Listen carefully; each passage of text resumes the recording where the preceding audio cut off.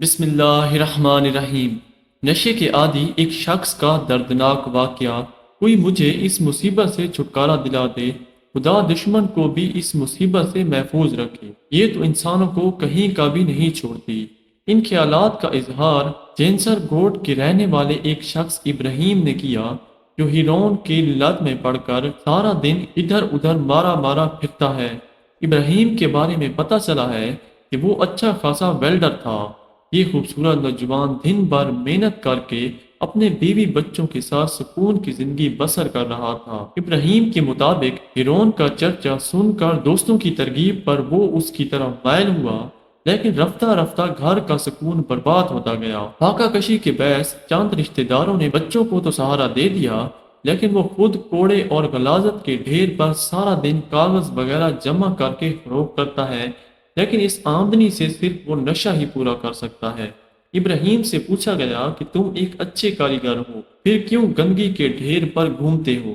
جس کا جواب دیتے ہوئے ابراہیم نے کہا، صاحب اب اگر میں یہ نہ کروں تو کون مجھے نشے کے لیے 40 روپے دے گا؟ بیوی بچے تو پہلے ہی میری وجہ سے دوسروں کے سہارے زندگی بسر کر رہے ہیں۔ ٹھیک ہے، کوئی مجھے روٹی تو دے دے گا، لیکن نشہ کہاں سے کروں گا؟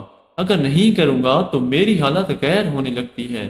روٹی چاہے ملے نہ ملے، ہیرون ضرور ملنی چاہیے۔ اس نے بتایا کہ میں نے اس سے چھٹکارا حاصل کرنے کی بہت کوشش کی، لیکن میرے پاس اتنے وسائل نہیں کہ اپنا علاج کرا سکوں۔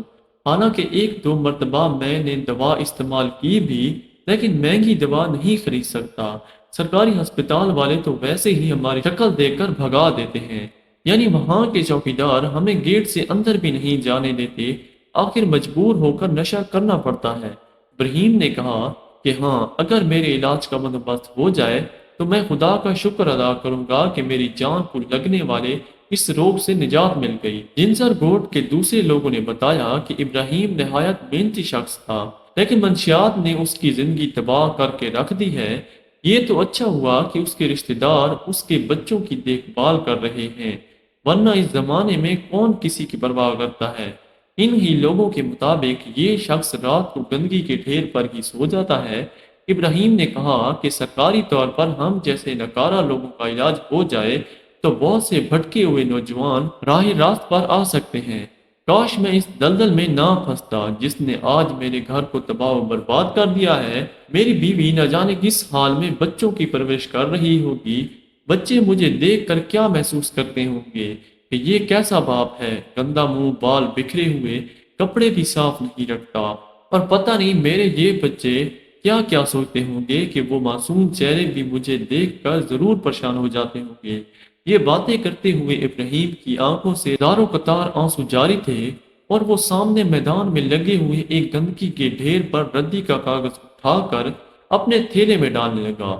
یقیناً نشہ انسان کے لیے زہر قاتل ہے۔ یہ انسان کو تباہ و برباد کر کے چھوڑتا ہے۔ جیسا کہ یہ واقعہ عبرت دلانے کے لیے کافی ہے کہ آئندہ ہم خود بھی ایسے نشوں سے بچیں اور دوسروں کو بھی بچائیں۔ اللہ تعالی ہمیں سمجھنے کی توفیق عطا فرمائے، آمین یا رب العالمین۔ دوستو، امید ہے آپ کو اس واقعے سے بہت کچھ سیکھنے کو ملا ہوگا۔ اگر آپ کو یہ واقعہ پسند آیا ہے تو ویڈیو کو لائک کر دیں اور چینل کو بھی لازمی سبسکرائب کریں، اور اپنے دوستوں کے ساتھ بھی اس ویڈیو کو شیئر کر دیں۔ انشاءاللہ زندگی رہی تو اگلی ویڈیو میں ملاقات ہوگی۔ اپنا بہت سارا خیال رکھیے گا۔ اللہ حافظ۔